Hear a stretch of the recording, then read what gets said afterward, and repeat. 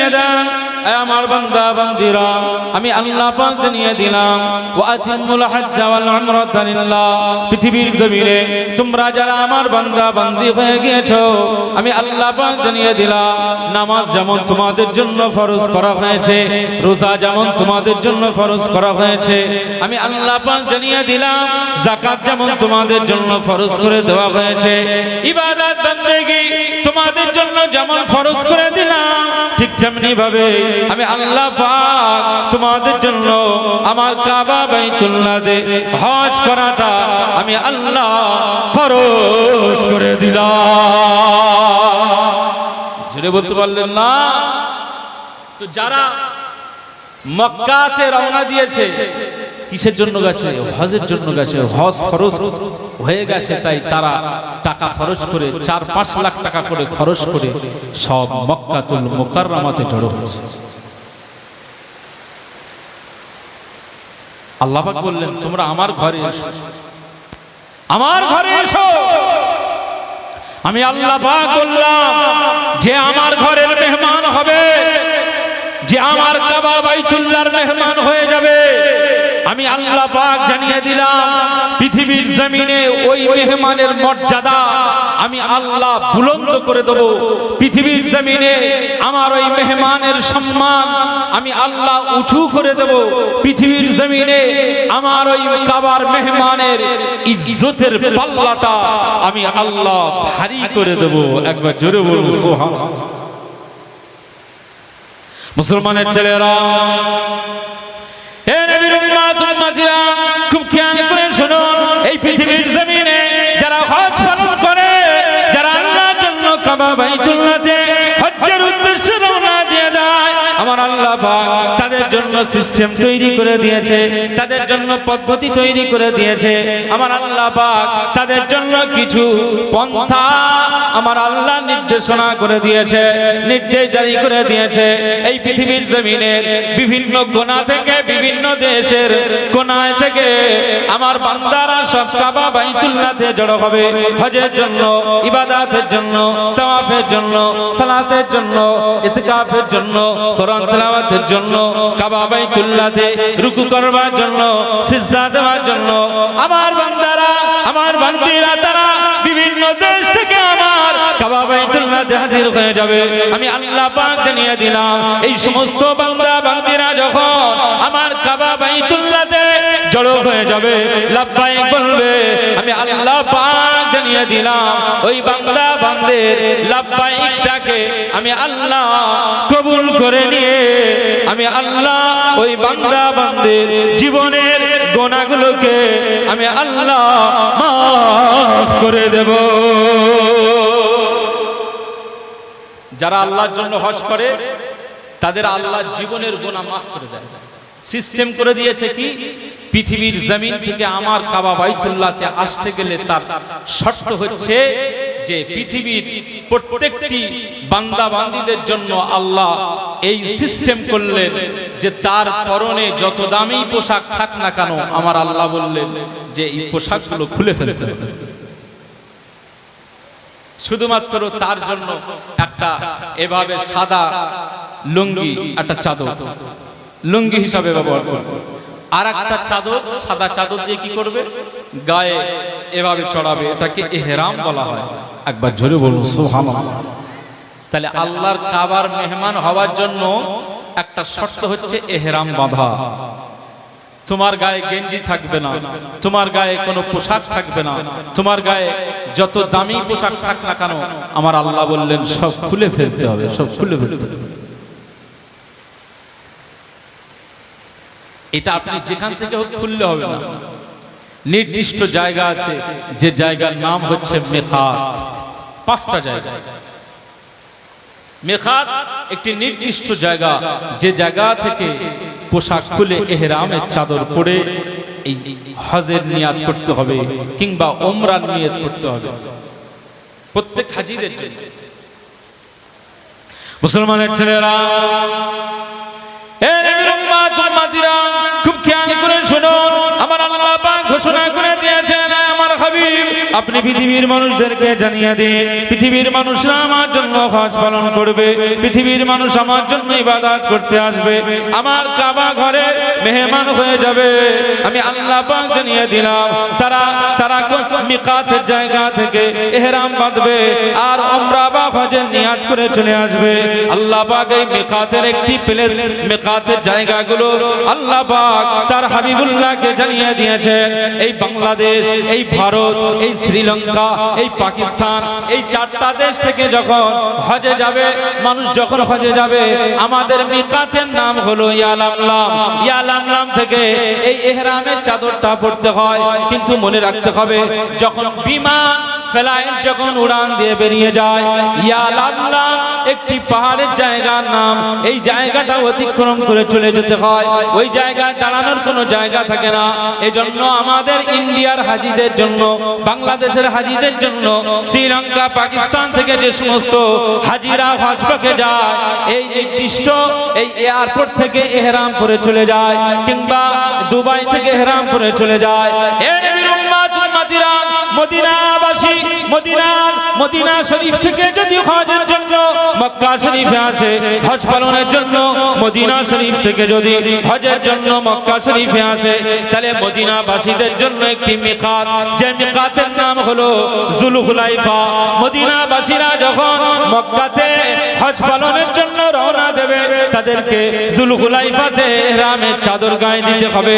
এই নবীর উম্মত উম্মতিরা খুব খেয়াল করে শুনুন, ইরাকবাসীরা ইরাকের দেশ থেকে যখন হজ পালন করতে যাবে, আমার আল্লাহ পাক ইরাকবাসীদের জন্য যে মিকাতটা রেখে দিয়েছে, ওই মিকাতের নাম হলো জাতু ইরাক।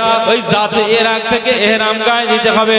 আমার আল্লাহ পাক ঘোষণা করে দিয়েছে, আমার হাবিব যারা তায়েফের দিক থেকে যারা মক্কা শরীফে হজের জন্য আসবে, আমি আল্লাহ পাক এই মিকাতটা নির্ধারণ করে দিলাম। এই মিকাতের নাম হলো কান্নেল মানাজিল থেকে তাদেরকে ইহরামের চাদর গায়ে দিতে হবে। আর শামবাসী, সিরিয়া, ফিলিস্তিন, এই সমস্ত দেশ থেকে যখন মক্কা শরীফে হজের জন্য রওনা দেবে, অবশ্যই তাদেরকে জুহফা নামক জায়গা থেকে তাদেরকে ইহরামের চাদর পরে উমরা অথবা হজের নিয়াত করে যেতে হবে। এই নবীর উম্মত উম্মতিরা, তাহলে পাঁচটা মিকাত, এই পাঁচটা মিকাত অতিক্রম করবার সময়ে এই ইহরামের চাদর গায়ে দিয়ে যেতে হবে। প্রত্যেকটা হাজীদের গায়ে ইহরামের চাদর থাকবে।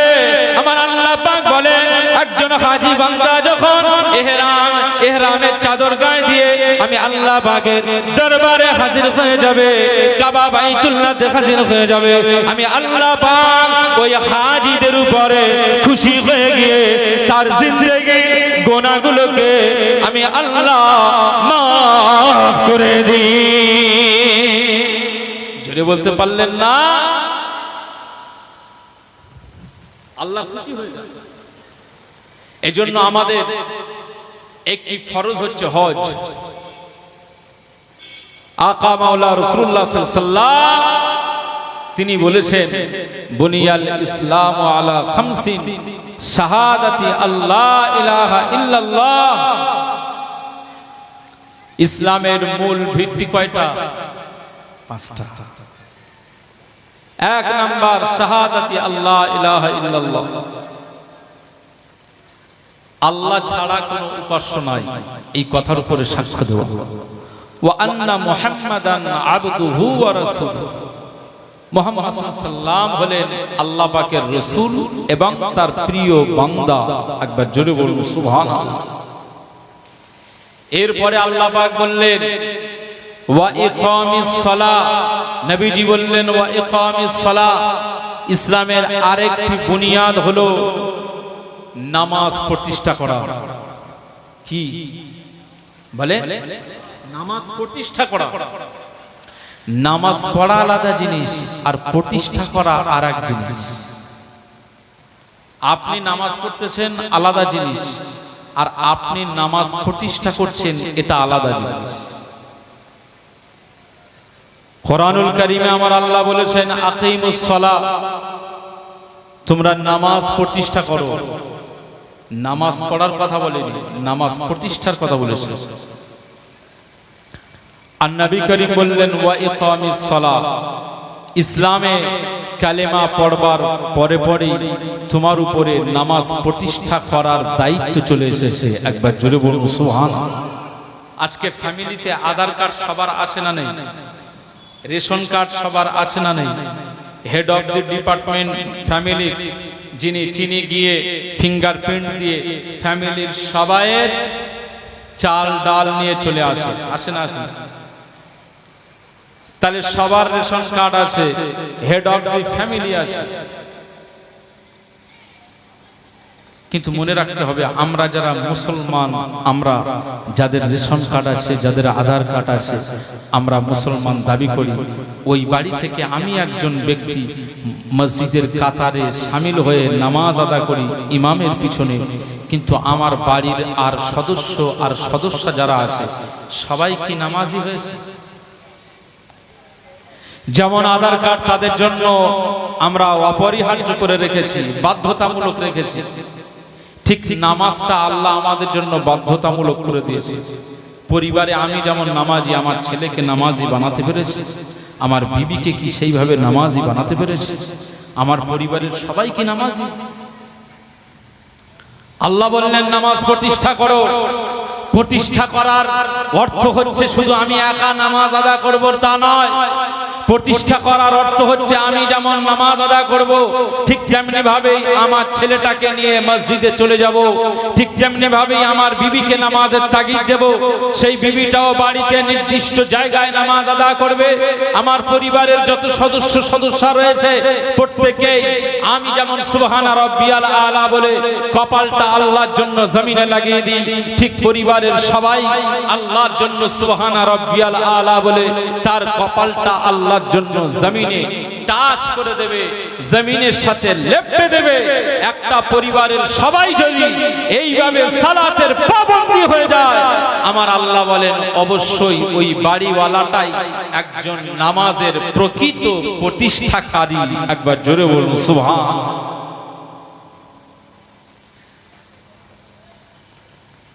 কি আজব ব্যাপার! জানাজা হচ্ছে জোহরের পরে, জানাজা জোহর বাদ। আল্লাহু আকবার।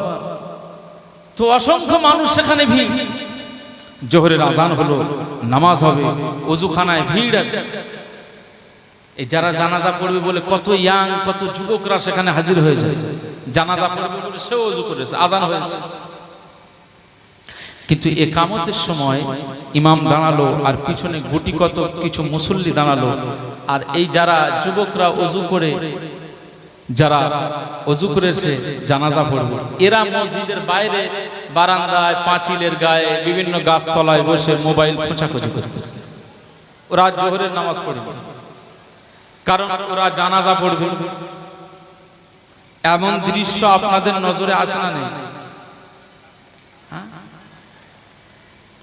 আচ্ছা, যে ইমাম আর এই মুসল্লিগুলো নামাজ পড়েছে কার জন্য পড়েছে? আল্লাহর জন্য। এদের কাজে আল্লাহ খুশি না নারাজ? যারা নামাজ আদা করেছে খুশি, আর যারা ওযু করে বাইরে গাছতলায় বসে মোবাইল খুঁজতেছে জানাজা পড়বে, ওরা যে নামাজ পড়লো না, আল্লাহর হুকুমকে অমান্য করেছে। আল্লাহর হুকুম যখন অমান্য করলো, আল্লাহ ওদের উপরে খুশি থাকবে না নারাজ থাকবে? সোজা উত্তর নারাজ থাকবে। আল্লাহ তাদের উপরে নারাজই হয়ে যাবে। মুসলমানের ছেলেরা,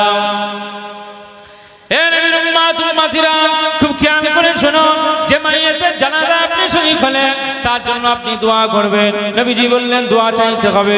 একজন মাইয়াতের জন্য তুমি দোয়া চাইবে, তোমার দোয়াটা আল্লাহর দরবারে কবুল হয়ে যাবে। তোমার দোয়াটা আল্লাহর দরবারে কবুল হয়ে যাবে। মাইয়াতের গুনাহ আমার আল্লাহ মাফ করে দেবে।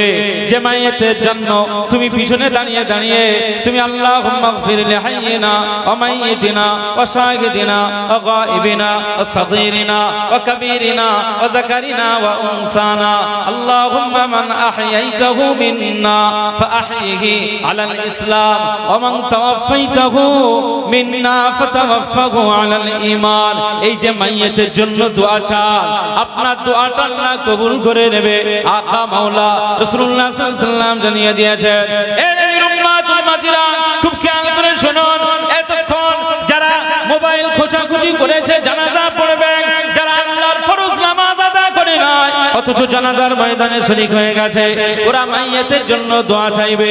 আল্লাহর নামাজ ছেড়ে দেওয়ার পরে আমার আল্লাহ তাদের উপরে নারাজি, আমার আল্লাহ তাদের উপরে খুশি নয়, আমার আল্লাহ তাদের উপরে নারাজি, আমার আল্লাহ তাদের উপরে খুশি নয়।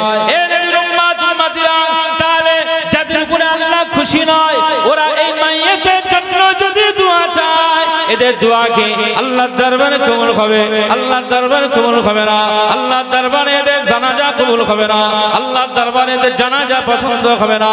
এ নবীর উম্মত উম্মতিরা, মনে রাখতে হবে আমার আল্লাহ পাক বলে দিয়েছে যারা প্রকৃত ঈমানদার হবে তারা নামাজের কাতারে দাঁড়িয়ে যাবে, নামাজের পাবন্দি হয়ে যাবে। জানাজা পড়তে গিয়েছে, জোহরের নামাজ আদা করবে, আল্লাহর ফরজ নামাজ আদা করবার পরে, আল্লাহর হুকুম আদা করবার পরে ওই মুসল্লিটা যখন মাইয়িতের জানাজার পিছনে দাঁড়িয়ে জানাজা আদা করবে, আমার আল্লাহ পাক ওই মাইয়িতের জানাজা যারা শরীক হয়ে গিয়েছে, যে মুসল্লিগুলো জোহরের নামাজ আদা করে জানাজায় দোয়া চান, আমার আল্লাহ পাক ওই মুসল্লিদের দোয়াটা আল্লাহ পাকে দরবারে কবুল করে নেবে। জোরে বলতে পারলেন না? তাহলে নামাজ প্রতিষ্ঠা করতে হবে। আমরা নামাজ প্রতিষ্ঠা করতে জানি না, শিখিনি। তাহলে নামাজ এটা হচ্ছে ইসলামের দ্বিতীয় স্তম্ভ। ওয়া ইতাইজ যাকাত, নবীজি বললেন 3 নম্বরে যাকাত প্রদান করতে হবে। 4 নম্বরে নবীজি বললেন ওয়াল হজ, নবীজি বললেন চতুর্থ স্তম্ভ হচ্ছে হজ পালন করা, হজ আদা করা, হজ পালন করতে হবে। এই পৃথিবীর জমিনে যাদের টাকা পয়সা অর্থ আল্লাহ দিয়েছেন, এদেরকে টাকা খরচ করে ওই মক্কার কাবা বাইতুল্লাহতে এই সাদা চাদরের এহরাম গায়ে দিয়ে আল্লাহর মেহমান হয়ে লাব্বাইক বলে আল্লাহর ডাকে সাড়া দিয়ে তাকে হজ আদা করতে হবে। যদি একজন ধনী ব্যক্তি এভাবে হজটা পালন করে, আমার আল্লাহ পাক তার গুনাহ মাফ করবে। ইসলামের চতুর্থ স্তম্ভটা তার দ্বারা পালন করা সওয়াব আমার আল্লাহ দিয়ে দেবে, তার দায়িত্ব থেকে আমার আল্লাহ মুক্তি দিয়ে দেবে। আর তার যে দায়বদ্ধ ছিল আমার আল্লাহ সেই দায়বদ্ধ থেকে তাকে আমার আল্লাহ তার দায়বদ্ধ থেকে রিলিজ করে দেবে। ওই ব্যক্তিটা যখন সাধারণ ব্যক্তি হজ ব্রত পালন করবে, আমার আল্লাহ তাকে এত সম্মানের পাত্র করে দেবে যে সে সবজিওয়ালা, রিকশাওয়ালা, চাষি, মজদুর, দোকানদার, সে ব্যবসায়ী, কিন্তু আল্লাহর কাবা বাইতুল্লাহতে সে হজ পালন করেছে, আমার আল্লাহ তাকে সার্টিফিকেট দিয়ে দিচ্ছেন হাজী সাহেব। একবার জোরে বলুন সুবহান। এইসব ফ্লাইটে করে সব যারা হজে যাচ্ছেন, এদের দেখে মনটা, আমার এক হাজী সাহেব আমাকে নিয়ে গেছিল, আমি 2023-এ হজ পালন করেছি এবং 2024-এ উমরা পালন করেছি। আমার ওই হাজী সাহেব ভাই আমাকে নিয়ে গেছিল। তো এই জায়গাগুলো দৃশ্য এবং সেই জায়গার পবিত্রতা, সেই জায়গার মর্যাদার কথা বর্ণনা করে শেষ করা যাবে না। জীবনে আপনাদের যদি আল্লাহ অর্থ সম্পদ দিয়ে দেয়, অবশ্যই আপনারা হজে যাওয়ার জন্য নিয়াত করেন, আমার আল্লাহ আপনার উপরে খুশি হয়ে যাবে। মুসলমানের ছেলেরা, হে নবীর উম্মত উম্মতিরা, খুব খেয়াল করে শোনো। আকা মাওলা রাসূলুল্লাহ সাল্লাল্লাহু আলাইহি ওয়াসাল্লাম জানিয়ে দিয়েছেন, সাহাবীদের নিয়ে আলোচনা করতেছেন, সাহাবীদের নিয়ে আলোচনা করতেছেন। আকা মাওলা রাসূলুল্লাহ সাল্লাল্লাহু আলাইহি ওয়াসাল্লাম সাহাবীদের জন্য ওয়াজ করছেন, ইয়া আইয়ুহান নাস কদ ফুরিদা আলাইকুমুল হজ্জু ফাহজ্জু। আকা মাওলা রাসূলুল্লাহ সাল্লাল্লাহু আলাইহি ওয়াসাল্লাম বলেন, হে আমার সাহাবীরা, আমি রাসূলুল্লাহ সাল্লাল্লাহু আলাইহি ওয়াসাল্লাম জানিয়ে দিলাম, হে আমার সাহাবীরা, আমার আল্লাহ পাক তোমাদের জন্য হজকে ফরজ করে দিয়েছে। কদ ফুরিদা আলাইকুমুল হজ, আমার আল্লাহ তোমাদের জন্য হজ ফরজ করে দিয়েছে, হজ ফরজ করে দিয়েছে। ফাহুজ্জু, তোমরা হজ আদা করো, হজ আদা করো, হজ পালন করো। সাহাবী সেই সময় বললেন, ফাকালা রাজুলুন ইয়া রাসূলুল্লাহ আকুল্লা আমিন। সেই সাহাবীটি একজন সাহাবী উঠে জিজ্ঞেস করলেন, ইয়া রাসূলুল্লাহ, ইয়া হাবিবাল্লাহ, আপনি যে হজ ফরজ করার কথা, হজ ফরজের বিষয়ে আমাদেরকে তাগিদ দিচ্ছেন, এই হজ ফরজ করাটা আমাদের জন্য কি প্রত্যেক বছরে হজ করতে হবে? প্রত্যেক বছরে কি আমাদের জন্য হজ আদা করতে হবে? এই সময় আকা মাওলা রাসূলুল্লাহ সাল্লাল্লাহু আলাইহি ওয়াসাল্লাম কোনো জবাব দিলেন না। ফাসাকাতা, নবীজি চুপ করে রইলেন। না না না না, নবীজি চুপ করে রইলেন, কোনো জবাব দিলেন না।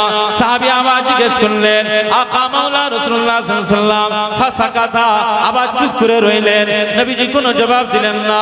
এরপরে সাহাবী আবার জিজ্ঞেস করলেন, ইয়া রাসূলুল্লাহ, ইয়া হাবিবাল্লাহ, আমাদের জন্য কি হজ করাটা প্রত্যেক বছরে ফরজ? নবীজি কোনো জবাব দিলেন না। ফাসাকাতা, চুপ করে রইলেন। হাত্তা ক্বালাহা সালাসা, সাহাবী তিনবার জিজ্ঞেস করলেন, তিনবারই নবী কিছু জবাব না দিয়ে চুপ করে রইলেন। নবীজি চুপ করে রইলেন। এরপরে আকা মাওলা রাসূলুল্লাহ সাল্লাল্লাহু আলাইহি ওয়াসাল্লাম ওই সাহাবীকে লক্ষ্য করে বললেন, আমার সাহাবী, আমি রাসূলুল্লাহ সাল্লাল্লাহু আলাইহি ওয়াসাল্লাম জানিয়ে দিলাম, লাউ কুলতু নাআম, আমি যদি তোমাদেরকে হ্যাঁ বলে দিতাম, যদি হজ করা ফরজ এই বিষয়টা, যে হ্যাঁ প্রত্যেক বছরে আমার আল্লাহ তোমাদের জন্য হজ ফরজ করে দিয়েছে, যদি লাউ কুলতু নাম, আমি যদি হ্যাঁ বলে দিতাম, তাহলে লাওয়াজাবাত, আমার আল্লাহ পাক প্রতিটি মানুষের জন্য হজ করাটা ফরজ করে দিত। তোমরা সেটা পারতে না, তোমরা সক্ষম হতে না, তোমরা হজ করতে পারতে না। নবীজি বলেন, আমার সাহাবী, আমি নবীজি যখন চুপ করে থাকি, তোমাদের বারবার আর জিজ্ঞাসা করার কোনো প্রয়োজন নাই। পিছনের নবীদের কথা যদি আমি বলি, বনি ইসরাইল কওম, তার আগের কথা যদি বলি, আকা মাওলা রাসূলুল্লাহ জানিয়ে দেন, আমার সাহাবীরা, আমি রাসূলুল্লাহ সাল্লাল্লাহু আলাইহি ওয়াসাল্লাম জানিয়ে দিলাম, প্রাচীন যুগের নবীরা, তারা তাদের সাহাবীরা নবীদের কাছে বিভিন্ন প্রশ্ন করেছিল, আর সেই প্রশ্নের সম্মুখীনে তারা নবীদের সাথে তর্ক বিতর্ক করে ফেলেছে। তারা ধ্বংস হয়ে গিয়েছে, ধ্বংস হয়ে গিয়েছে, ধ্বংস হয়ে গিয়েছে।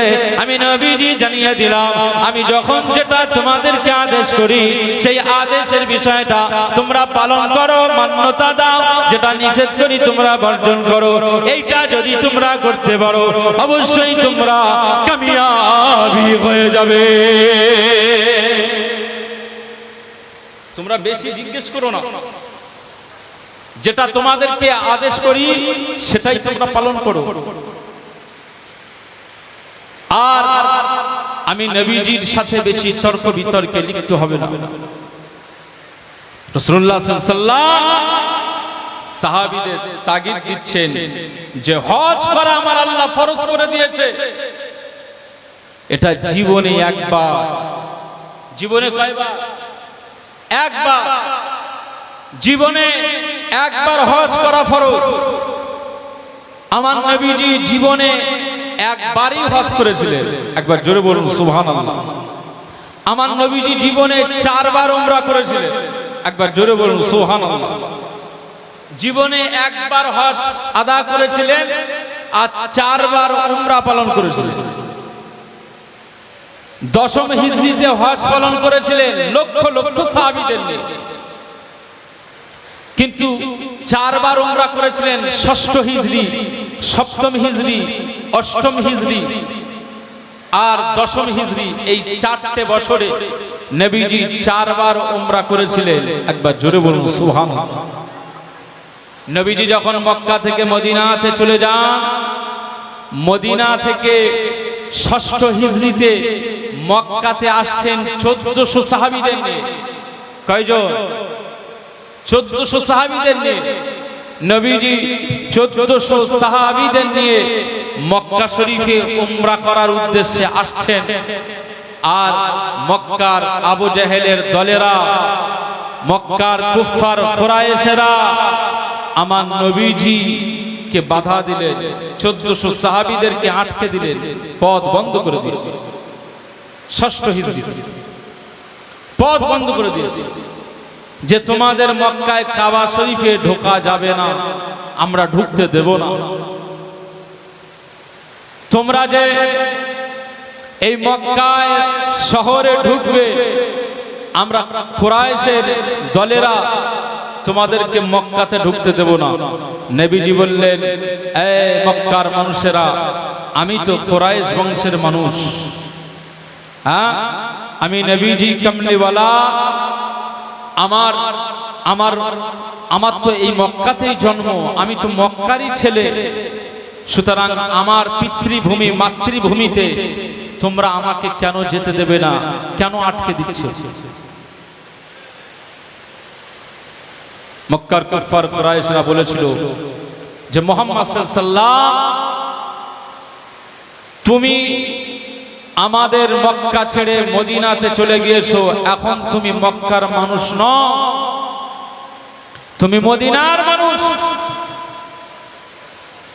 আর এই মক্কা থেকে অনেক মানুষকে তুমি টেনে নিয়ে চলে গেছো, তারা ইসলামের কালেমা পড়েছে, মুহাজির সাহাবী হয়ে গিয়েছে, তারা আমাদের ভাই হয়, আমাদের চাচা হয়। আর মনে রাখবেন, বদরের ময়দানে আমাদের নেতা আবু জাহালকে খতম করে দেওয়া হয়েছে। আমাদের নেতা আবু জাহাল বদরের ময়দানে নিহত হয়েছে, তাকে হত্যা করে দিয়েছে। সুতরাং প্রতিশোধমূলক আমরা তোমাদেরকে 1400 সাহাবী সহ মুহাম্মদ সাল্লাল্লাহু আলাইহি ওয়াসাল্লাম তোমাদেরকে এই মক্কার জমিনে ঢুকতে দেব না। রাসূলুল্লাহ সাল্লাল্লাহু আলাইহি ওয়াসাল্লাম সেই দিনে কি বলেছিলেন? যে আমরা তো মক্কায় ঝামেলা করার জন্য আসিনি, আমরা তো মক্কা শরীফে এসেছি ঝামেলা ঝঞ্ঝাট যুদ্ধ করার জন্য নয়। আমি রাসূলুল্লাহ সাল্লাল্লাহু আলাইহি ওয়াসাল্লাম আমার এই 1400 সাহাবীদেরকে নিয়ে মক্কার জমিনে এসেছি কেবলমাত্র আল্লাহর ইবাদতের জন্য, কাবা বাইতুল্লাহ তাওয়াফের জন্য, উমরা করার জন্য। আমি নবীজি আমার সাহাবীদেরকে নিয়ে মক্কাতে প্রবেশ করেছি। একবার জোরে বলুন সুবহান। কুফার কুরাইশরা বলল যে উমরাও করতে দেব না। কি অবস্থা! আজ আমাদের মসজিদগুলো ভেঙে চুরমার করে দেওয়া হচ্ছে, আমাদের ওয়াকফ আইনকে লাগু করেছে। এই ভারতবর্ষের জমিনের কত শত মসজিদ ভেঙে চুরমার করা হবে, নামাজ পড়তে দেবে না।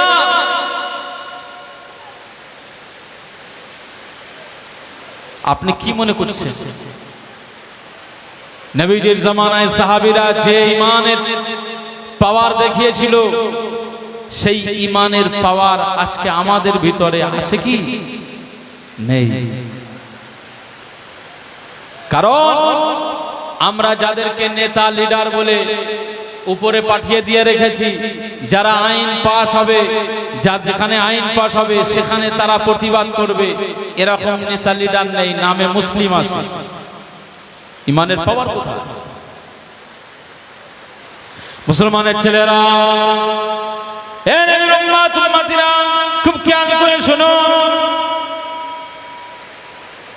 আকা মাওলা রাসূলুল্লাহ সাল্লাল্লাহু আলাইহি ওয়াসাল্লাম সেই সময় বলেছিলেন, এই মক্কার কুফার কুরাইশেরা, আমি নবীজি কামলিওয়ালা আমার এই সাহাবীদের নিয়ে বড় আশা করে এসেছি, একটু উমরা পালন করব, কাবা বাইতুল্লাহ তাওয়াফ করব, আল্লাহর কাবা বাইতুল্লাহ তাওয়াফ করব।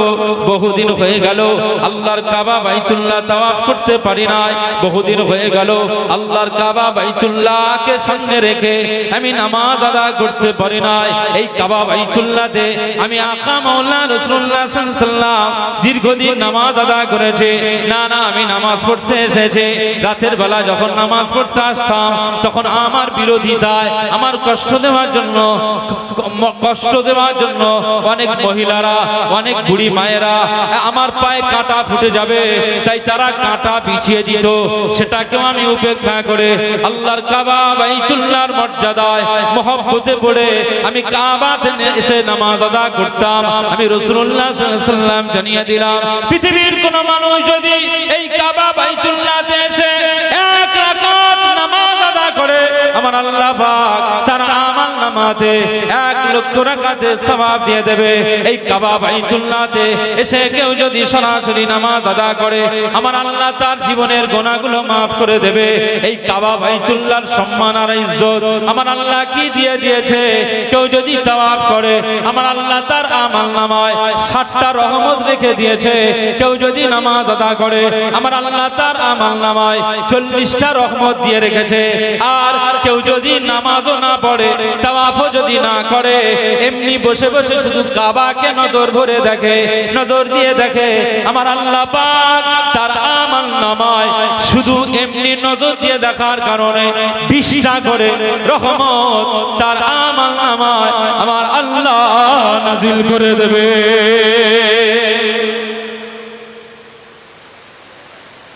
মুসলমান, সেই কাবা বাইতুল্লাহতে আমি বহুদিন তাওয়াফ করব, নামাজ আদা করব, সুযোগ পাই না।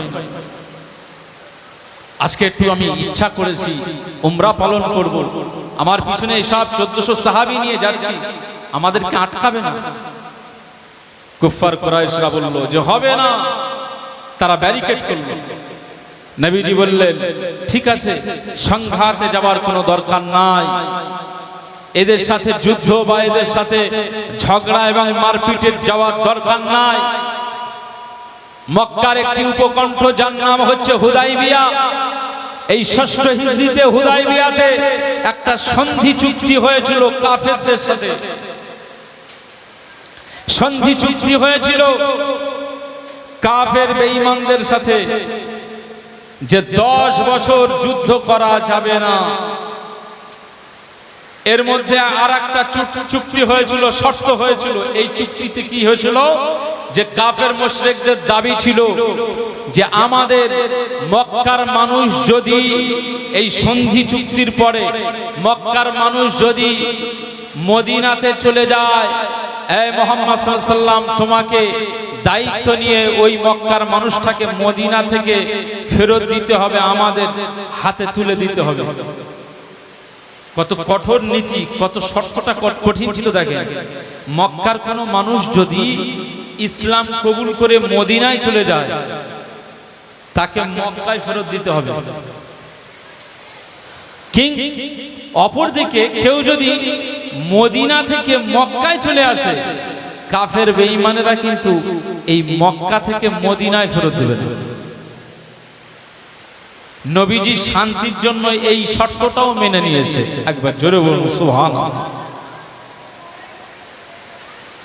সেখানে শর্ত হলো তোমরা এবছরে এসেছো ঠিক আছে, আমরা তোমাদেরকে বাধা দিলাম, তোমাদেরকে এবছরে উমরা করার সুযোগ আমরা দেব না, তবে পরবর্তী বছর থেকে নেক্সট ইয়ার থেকে তোমরা আসবে, পরবর্তী বছরে তোমাদের এই রাস্তা খুলে দেওয়া থাকবে, তোমরা এসে উমরা পালন করতে পারবে। শর্ত ছিল। তো নবীজি সেই দিনে এই শর্তের উপরে, এই সন্ধির উপরে শর্তগুলো তিনি মেনে নিয়েছিলেন, সেখানে সই করেছিলেন, স্টাম্প মেরেছিলেন। এই সন্ধিটা নবীজি কবুল করেছিলেন শুধুমাত্র ভ্রাতৃত্ব রক্ষার জন্য, শান্তি আর শৃঙ্খলা ডিসিপ্লিন সমাজে বাস্তবায়ন করবার জন্য। একবার জোরে বলুন সুবহানাল্লাহ। নবীজি সেদিন মেনে নিয়েছিলেন। নবীজি সাহাবীদের নিয়ে চলে গেছিলেন মদিনায়। মনে রাখতে হবে যে জুলহুলাইফা মিকাত থেকে ইহরামের চাদর গায়ে দিয়ে নবীজি মক্কার দিকে এগিয়ে গিয়েছিলেন। সুতরাং আবার মদিনাতে রিটার্ন করতে হচ্ছে।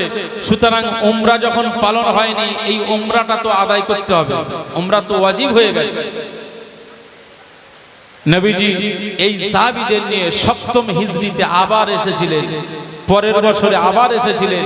পরের বছরে এসে এই কাজা উমরাটা আদায় করেছিলেন। একবার জোরে বলুন সুবহান। মুসলমানের ছেলেরা, এ নবীর উম্মত উম্মতিরা, খুব খেয়াল করে শুনুন। মুস্তাফা কামলিওয়ালা জানিয়ে দিয়েছেন আল উমরাতু ইলাল উমরা কাফারাতুল লিমা বাইনাহুমা।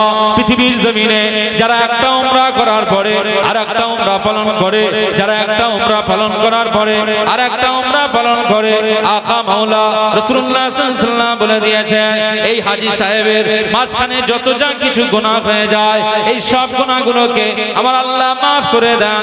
উমরা যত বেশি করবে আমার আল্লাহ তার সওয়াবটা তত বেশি করে দেবে। পৃথিবীর জমিনে যে যত বেশি আমার আল্লাহর মেহমান হয়ে গিয়েছে, যত বেশি লাব্বাইক করেছে আমার আল্লাহ তত নিকটবর্তী হয়ে গিয়েছে।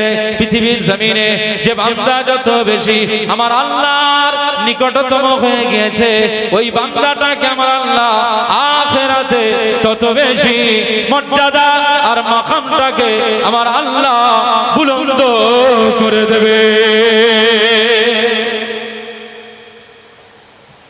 এজন্য উমরার সওয়াব রয়েছে। হাজিরা যারা যায় উমরা পালন করে তারপর হজ করে।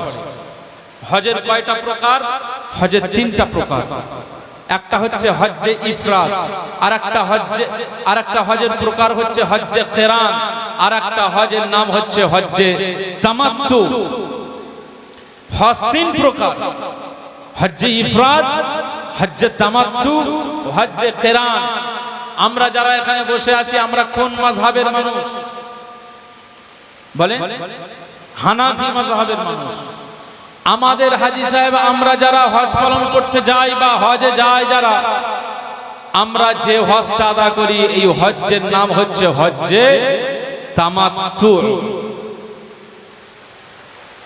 এই হজের সিস্টেম হচ্ছে প্রথমে গিয়ে উমরা পালন করা, উমরা আদা করবার পরে মক্কাতে অবস্থান করা, জিলহজ মাসের 7 তারিখে বা 8 তারিখে আবার ইহরামের নিয়ত করে ইহরাম গায়ে দেওয়া, হজের নিয়ত করে ইহরাম গায়ে দেওয়া। জিলহজ মাসের 7 অথবা 8 তারিখে এইটা হজ্জের চাদর গায়ে দেওয়া, প্রথমে উমরা আর দ্বিতীয়বারে যে ইহরামটা পড়া এটা হচ্ছে হজের ইহরাম পড়া। এই হজটাকে বলা হয় হজ্জে তামাত্তু। একবার জোরে বলুন সুবহান। এবছরে যে সমস্ত ব্যক্তিরা হজে গিয়েছেন, তাম বিশ্ব থেকে যারা হজে যাচ্ছেন, আল্লাহ সবার হজকে কবুল করুন। বলুন সকলে আল্লাহুম্মা আমিন। হজের কাজগুলোকে আল্লাহ সহজ করে দিন। বলুন আল্লাহুম্মা আমিন। একটু মহব্বতের সঙ্গে দরুদ শরীফ আল্লাহুম্মা সাল্লি আলা সাইয়্যিদিনা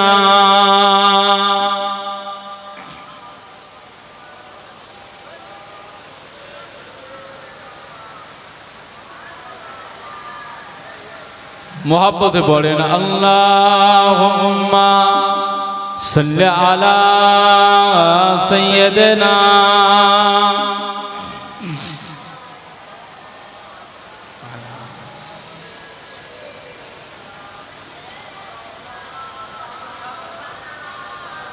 लब्बैक या इख्वतुना लब्बैक القدس لنا لبيك يا إخوتنا لبيك لبيك القدس لنا لبيك أي أرض مقدس أرض حرم نبيك وطال لبيك يا إخوتنا لبيك القدس لنا لبيك أي أرض مقدس أرض حرم نبيك وطال तुम्हारे खौफ से लर्ज़े दरोदे पार जुल्मत की तुम्हारे नूर से चमके गुलू गुलजार वहदत की तुम्हारे ग़ैबतू से ही तो कापा कैसरो किसरा तुम्हारे जुर्रतों से कुदस तकबीर से गूंजा लब्बैक या इख्वतुना लब्बैक अल कुदस लना लब्बैक ऐ अर्ज़ मुक़द्दस मुक़द्दस अर्ज़ हरम नबियों का वतन लब्बैक या इख़वतुना लब्बैक या इख़वतुना लब्बैक अल क़ुद्स लना लब्बैक ऐ अर्ज़ मुक़द्दस अर्ज़ हरम नबियों का वतन लब्बैक या इख़वतुना लब्बैक अल क़ुद्स लना लब्बैक ऐ अर्ज़ मुक़द्दस अर्ज़ हरम नबियों का वतन